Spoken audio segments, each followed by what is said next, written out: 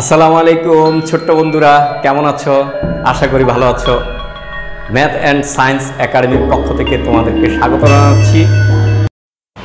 এখন আমি নবম ও দশম শ্রেণীর অনুশীলন ৩.৩-এর ২৫ নম্বর অঙ্ক নিয়ে আলোচনা করব। ভিডিওটা না টেনে সম্পূর্ণ ভিডিও দেখবেন এবং সাবস্ক্রাইব করে আমাদের সঙ্গে থাকবেন।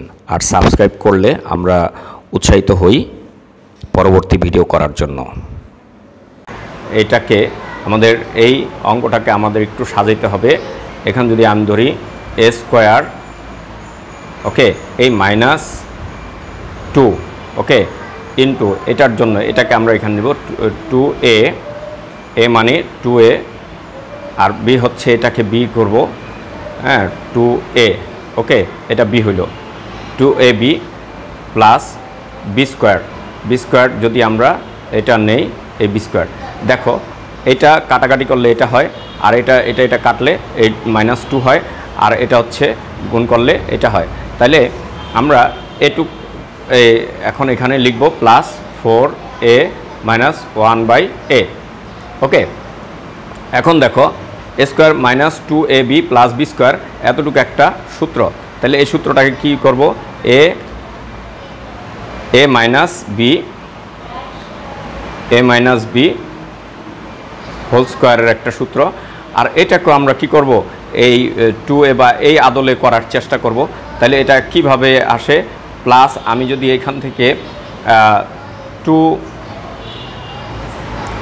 কমন যায়, তাহলে 2 কমন গেলে কি থাকে, 2 দিয়া যদি ভাগ করি এটাকে, তাহলে 2a থাকে, তাহলে 2a পাওয়া যাবে।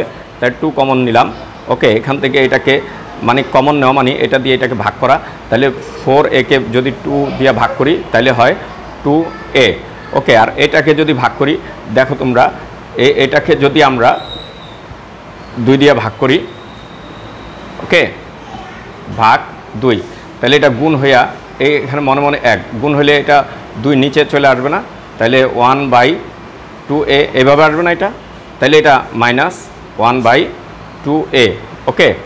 এই হচ্ছে আমাদেরই। তাহলে এখানে এই দুইটা পদ থেকে এই পদ এখান থেকে একটা কমন যায়, তাহলে এখান থেকে একটা কমন গেলে একটা থাকে এখানে 2a,